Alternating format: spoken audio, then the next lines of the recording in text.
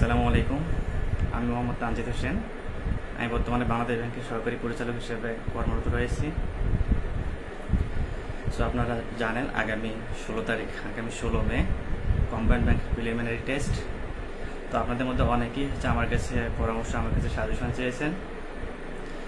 তো সেই উদ্দেশ্যে মূলত আজকে আমার প্রথমবারের মতো লাইভে আসা। তো আমি শুরুতেই আমি নিজে পরীক্ষার্থী হলে আমি কীভাবে প্রিপারেশন নিতাম এবং সে ব্যাপারে আমি মূলত গিয়ে কিছু পরামর্শ বা কিছু আইডিয়া শেয়ার করব এবং পাশাপাশি আপনাদের যদি কোনো প্রশ্ন থাকে সেগুলো আমি একটু উত্তর দেওয়ার চেষ্টা করব। আর নতুন যারা আছে সেই সাথে নতুন যারা জব লাইনে আসতেছেন তাদের উদ্দেশ্য কিছু পরামর্শ থাকবে। তো শুরুতে আমি যেটা করতাম আগের 15 তারিখে 16 তারিখে পরীক্ষা উপলক্ষে আমি প্রথমে টাইম ম্যানেজমেন্ট নিয়ে একটু অ্যানালাইসিস করতাম। তো আমার এখানে কত মার্কস, আমার এখানে 100 মার্কসের পরীক্ষা। 100 মার্কস আমার এমসিকিউ থাকতেছে 100টা, আর টাইম থাকতেছে আমার 60 মিনিট। সো আমি প্রতিটা এমসিকিউর জন্য সময় পাচ্ছি 34 সেকেন্ড করে। তো টাইম ম্যানেজমেন্টের ক্ষেত্রে আপনি প্রতিটা কোশ্চেনে আপনি ম্যাথে বা ইংলিশ সাথে বাংলা প্রতিটাতে সমান সময় অ্যাপ্লাই করলে হবে না, আসলে শেষ করতে পারবেন না। হ্যাঁ, তো সেজন্য আমি শুরুতে যেটা করতাম, আমি শুরুতে বাংলা দিয়ে আনসার করা শুরু করতাম। তো বাংলার ক্ষেত্রে এখানে আমার বাংলার ক্ষেত্রে আমার কোশ্চেন থাকে 25টা। তো এই 25টা কোশ্চেনের জন্য আমি সর্বোচ্চ টাইম বরাদ্দ রাখতে পারবো মোটামুটি 8 থেকে 9 মিনিট। 8 থেকে 9 মিনিট সময় রাখবো আমি। আর এরপর আমি বাংলার পর দেখাবো আমি জিকেতে 20টা কোশ্চেন থাকে। তো 20টা কোশ্চেনের জন্য আমি সর্বোচ্চ 7 থেকে 8 মিনিট সময় নেব, মোটামুটি 7 মিনিটে শেষ করবো জিকে ক্ষেত্রে। আর এরপর আমি আইসিটি দিয়ে শুরু করবো। তার মানে প্রথমে বাংলা, তারপর জিকে, তারপর আমি আইসিটি দিয়ে শুরু করবো। তো আইসিটি ক্ষেত্রে আমার 10টা এমসিকিউ থাকে। 10টা এমসিকিউর জন্য সর্বোচ্চ হলে আমি এখানে 4 মিনিট সময় দিব। এরপর আমি দেখানো শুরু করবো ইংলিশের ক্ষেত্রে অনেক সময় আপনার অ্যানালিটিক্যাল কোশ্চেন থাকে, অনেক সময় পিন পয়েন্ট এরর টাইপের কোশ্চেন থাকে, অনেক সময় সাবজেক্ট অফ এগ্রিমেন্ট টাইপের কোশ্চেন থাকে। হ্যাঁ, তো এই ক্ষেত্রে ইংলিশের জন্য 25টা এমসিকিউ যেহেতু, সেক্ষেত্রে অনায়াসে 18 থেকে 20 মিনিট সময় রাখা উচিত। আইবিএর কোশ্চেন হলে বেশি রাখা উচিত ছিল, বাট বিএ, ইবিএম বা আর্টস ফ্যাকাল্টি কোশ্চেনের ক্ষেত্রে আই গেস এখানে আপনার মোটামুটি 18 থেকে 20 মিনিট সময় এনাফ মনে করে। আর সবার শেষে আমি আনসার করবো ম্যাথ। তো ম্যাথের জন্য এভাবে আমি যদি আনসার করতে পারি, অনায়াসে আমার দেখা যাচ্ছে ম্যাথের জন্য মোটামুটি 20 থেকে 25 মিনিট সময় হাতে থেকেই যাবে। তো আশা করি 20 থেকে 25 মিনিটের মধ্যে আমি অনায়াসে 1500টা ম্যাথ সলভ করতে পারবো। তো এই গেল আমার টাইম ম্যানেজমেন্ট নিয়ে কথা। এখন আমি বলবো যে আমি কি করতাম, যে প্রতিটা সাবজেক্ট ওয়াইজ কোনটাতে কেমন সময় দিতাম। তো শুরুতে যদি আমি বাংলার কথাই ধরি, তো বাংলা লিটারেচার নিয়ে খুব বেশি কাজ করার সুযোগ নেই আপাতত, যদি সময় কম। কারণ দেখা যাচ্ছে বাংলা লিটারেচারের ক্ষেত্রে যারা লিটারেচার স্টুডেন্ট অ্যাকচুয়ালি তারাও দেখা যাচ্ছে খুব বেশি ভালো করতে পারে না। কারণ বাংলা লিটারেচার অ্যাজ ইউজুয়াল দেখা যাচ্ছে ব্যাংকের ক্ষেত্রে মোটামুটি এভারেজ করে, মোটামুটি ইজি করে। বাট যদি কঠিন করে সেক্ষেত্রে খুব বেশি করার সুযোগ থাকে না। আপনি চেষ্টা করতে পারেন ইম্পর্টেন্ট যে কজন রাইটার আছে, যে কজন কবি সাহিত্যিক আছে, তাদের একটু জাস্ট ঝালিয়ে নিতে পারেন, একটু ব্রেনস্টর্মিং করতে পারেন। কিন্তু মোস্ট ইম্পর্টেন্ট বাংলা ব্যাকরণের ক্ষেত্রে আপনার যে কনফিউজিং যে টার্মগুলো আছে, এই কনফিউজিং টার্মগুলো একটু চোখ বুলিয়ে নেওয়া। ফর এক্সাম্পল আমি বলতে পারি যে দ্বিগু সমাস, বহুব্রীহি সমাসের মধ্যে একটা ক্যাচাল লাগে, এই উপমান উপমিত সমাজ, এগুলোর মধ্যে একটু ক্যাচাল লাগে। তো যে পয়েন্টগুলোতে আপনার ল্যাকিংস আছে বা আপনার কনফিউশন আছে, আমার মনে হয় এগুলোতে আপনি একটু ফোকাস করেন। এগুলো একটু আপনি একটু দেখেন, আর একটু ঝালিয়ে নিলে দেখা যাচ্ছে বাংলা প্রিপারেশনটা মোটামুটি আপনার একটু কাভার হয়ে যাবে। আর জিকের জন্য আমি সাজেস্ট করবো বিসিএস ছাড়া আদার্স যে এক্সামগুলো হয়, এগুলোর ক্ষেত্রে মূলত রিসেন্ট জিকেগুলো একটু বেশি আসে। তো রিসেন্ট জিকেগুলো যদি বেশি আসে, সেক্ষেত্রে আমি পার্সোনালি প্রিফার করি আলালের একটা বই আছে, আলাল সাম্প্রতিক সমাজের টাইপের একটা নাম। তো এই বইটা মোটামুটি ভালো, আমার মনে হয় এই বইটা পড়লে অনেকটাই কাজে দেবে। তো সেই ক্ষেত্রে আলালের জিকেটা ফলো করা যেতে পারে জিকের জন্য। আর এরপর আমি আইসিটির কথা বলি।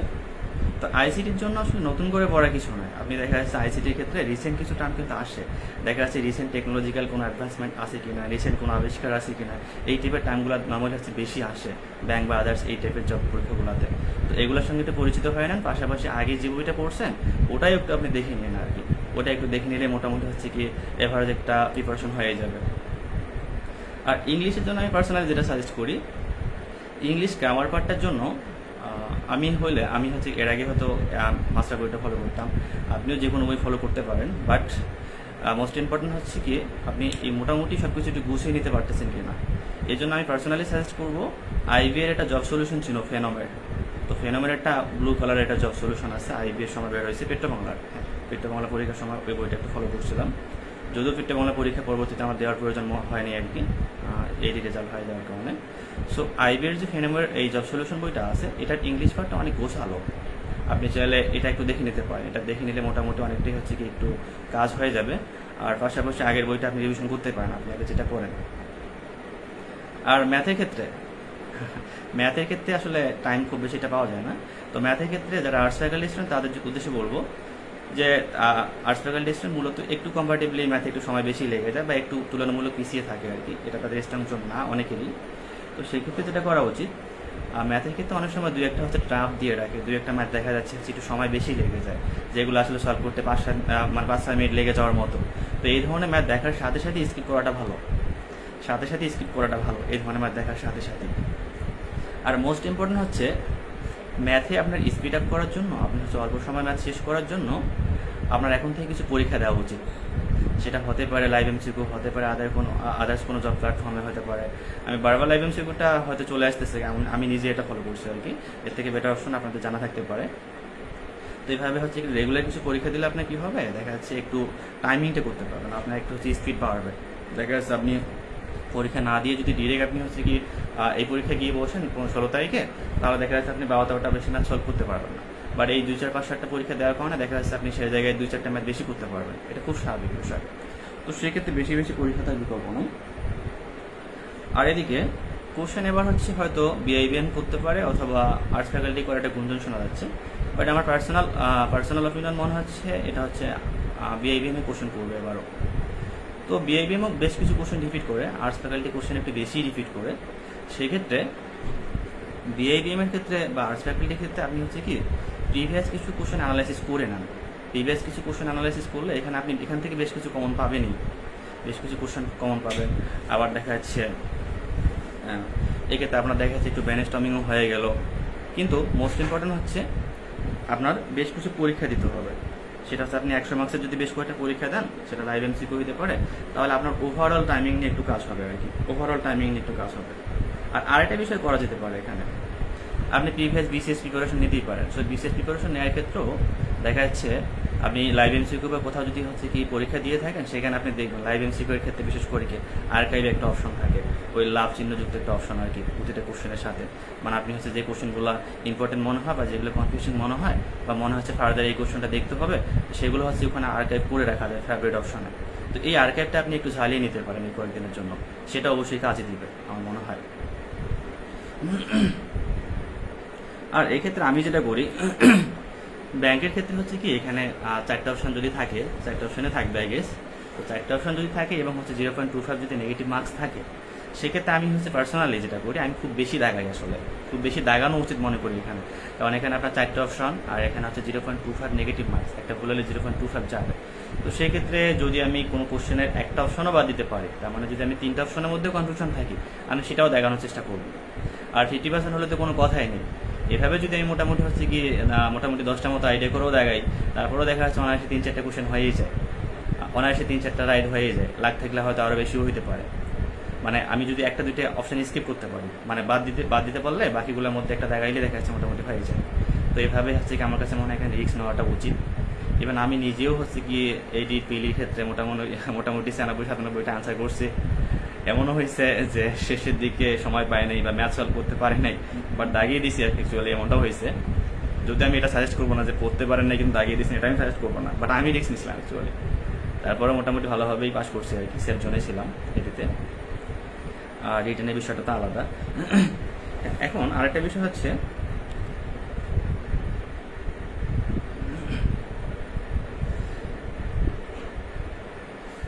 তো পরীক্ষা দেওয়ার পাশাপাশি আপনি আরেকটা যেটা করতে পারেন, মানে এখানে হচ্ছে কি পিলিটা পাস করার পর আরেকটা সাজেশন বা পরামর্শ দিব, সেটা হচ্ছে আপনি রিটেন কোনো ব্যাচে ভর্তি হয়ে যান।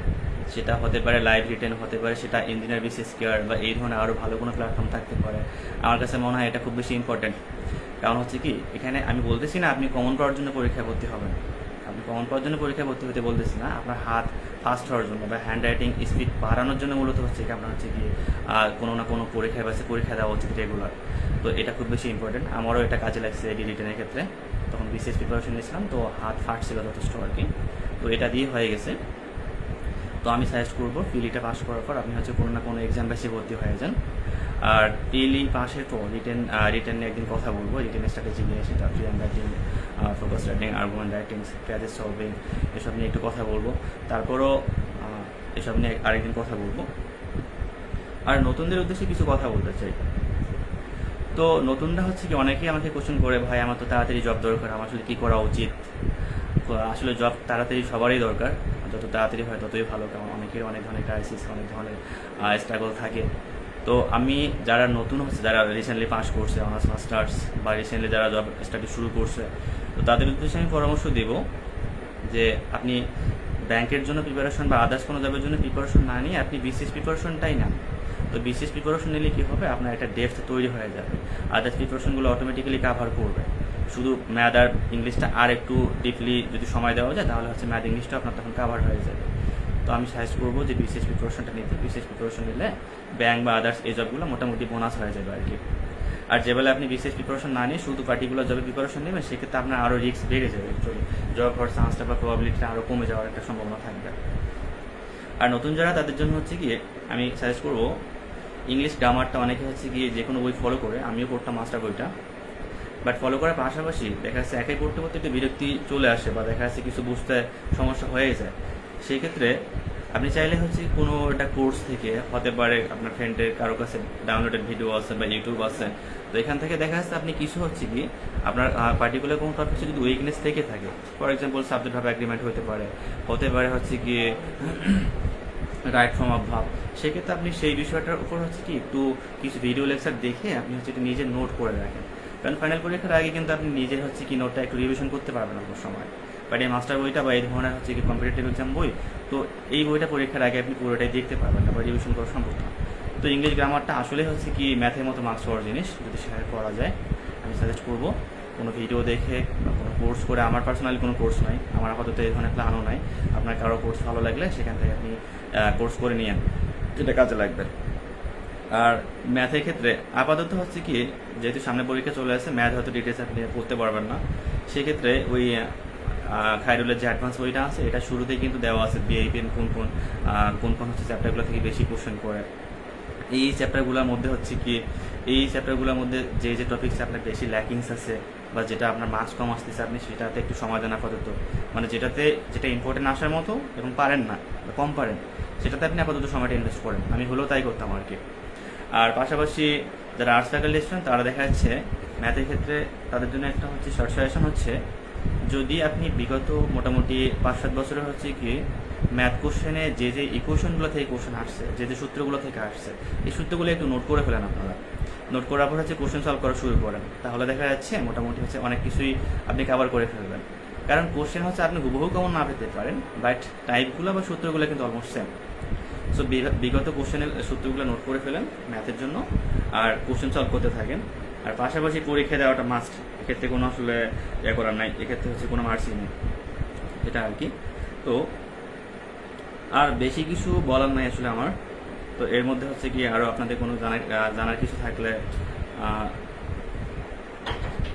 শেয়ার করবো।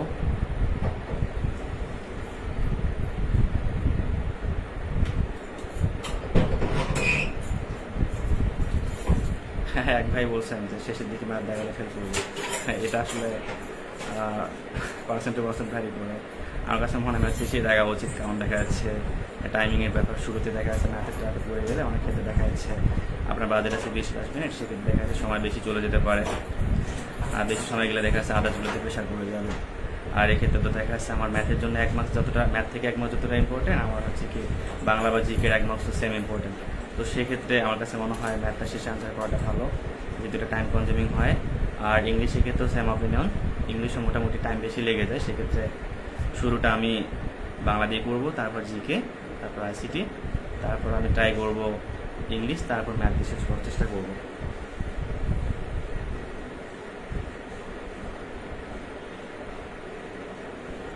আর রিটেনের জন্য আর একটা সাজেশন দিয়ে রাখবো, জাস্ট রিটেনের জন্য হচ্ছে সব থেকে বেশি যেটা ইম্পর্টেন্ট, সেটা হচ্ছে, আমি রিটেনের ডিটেলস বলবো না আজকে, বাট যারা পরীক্ষা পিএলই সামনে ফেস করবেন না, বা যারা হচ্ছে পিএলই পাস করবেন, তো তাদের জন্য বলি যে রিটেনের জন্য সবথেকে বেশি যেটা ইম্পর্টেন্ট এডিটোরিয়াল বেসড একটু স্টাডি করা।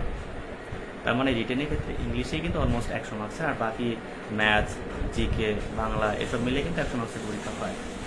তো সেক্ষেত্রে ইংলিশ হ্যান্ড রাইটিং স্কিল বাড়ানোটা খুব বেশি জরুরি। আমার ক্ষেত্রে এটাই মূলত কাজ দিচ্ছে এডিতে।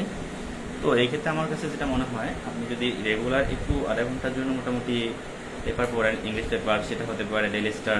আমি পার্সোনাল ডেইলি স্টারটা ফলো করতাম। এটার হচ্ছে আপনি এডিটোরিয়াল পেজটা আছে, তারপর হচ্ছে অপিনিয়ন একটা পেজ আছে, ইন্টারন্যাশনাল নামে একটা পেজ আছে। এই ধরনের পেজগুলো যদি, এই ধরনের কলামগুলো একটু যদি একটা কলামে একদিন পড়েন, আপনি প্রতিদিন পেপার কেনা না কিনলেও চলবে, সপ্তাহে একটা কিনলেও চলে। সেক্ষেত্রে দেখা যাচ্ছে এই কলামগুলোতে যদি আমি একটু সময় দিই, একটু হচ্ছে ভোকাবুলারিগুলো দেখি, তাহলে দেখা যাচ্ছে মোটামুটি এই ভোকাবুলারি, মানে আমার কাছে মনে হয় আপনি এই যে পিরিতে আপনি যেসব হচ্ছে কি ভোকাবুলারি বই মুখস্থ করেন, এই ভোকাবুলারি বইগুলো মূলত পিলি পাসের জন্য, মূলত পিলিতে কাজে দেয়। বাট এই মুখস্থ ভোকাবুলারিগুলো আপনি হচ্ছে রিটেনে খুব বেশি অ্যাপ্লাই করতে পারবেন না, অ্যাকচুয়ালি এটা হয় না। কিন্তু রিটেনের জন্য হচ্ছে আপনি পত্রিকা থেকে যে ভোকাবুলারিগুলো আছে, যে ওয়ার্ডগুলো আছে, সুন্দর সুন্দর যে ফ্রেজগুলো আছে, বা একটা সেন্টেন্স স্ট্রাকচার, দেখা যাচ্ছে একটা সেন্টেন্স শুরু করতেছে জেরান্ড দিয়ে, অনেক সময় পার্টিসিপাল দিয়ে শুরু করতেছে, এই ধরনের। আর অনেক সময় দেখা যাচ্ছে কনজাংশন দিয়ে একটা সেন্টেন্স শুরু করতেছে, এগুলো খুব বেশি ইম্পর্টেন্ট। তার মানে রিটেনের ক্ষেত্রে যেটা হচ্ছে কি ভ্যালু অ্যাড করে, সেটা হচ্ছে আপনার লেখার ম্যাচুরিটি। আপনি হচ্ছে সেন্টেন্স স্ট্রাকচার কেমন, ওয়ার্ড সিলেকশন কেমন, হ্যাঁ। তো এই বিষয়টা রিটেনের ক্ষেত্রে সব থেকে বেশি ম্যাটার করে। বিষয়টা আমি একটা এক্সাম্পল হিসেবে বলতে পারি, যেমন হতে পারে যে একটা সেন্টেন্স যেমন আছে যে হচ্ছে কি টেকনোলজিতে ইনভেস্টমেন্ট বাড়ালে হচ্ছে কি উন্নতি হবে বা কাজে দিবে। তো আমি সেন্টেন্সটা এভাবে শুরু করতাম আর কি, লেভারেজিং টেকনোলজি, তারপর বাকিটা আর কি। তার মানে জেরান্ডে সেন্টেন্সটা শুরু করতেছি, একটা ম্যাচিউরিটি আছে আলাদা আর কি। তো এইসব স্ট্র্যাটেজি একটু কাজে দিবে। তো রিটার্ন নিয়ে আমি আর একদিন কথা বলবো, ডিটেলস ফোকাস আর্গুমেন্ট নিয়ে অলরেডি আমি কথা বলছিলাম একদিন। আরও দেখা যাচ্ছে রিটার্নে বাকি যে পার্টগুলো আছে, প্যাসেজ রাইটিং বা আদার যে পার্টগুলো, সেগুলো নিয়ে ইনশাআল্লাহ একদিন কথা বলবো। আর সবার জন্য শুভকামনা থাকলো, মন থেকে দোয়া করি সবাই তার ডিজায়ার ডেস্টিনেশনে পৌঁছে যান, পাস করেন, ভালোভাবে চাকরি হোক, সবার জন্য শুভকামনা থাকলো।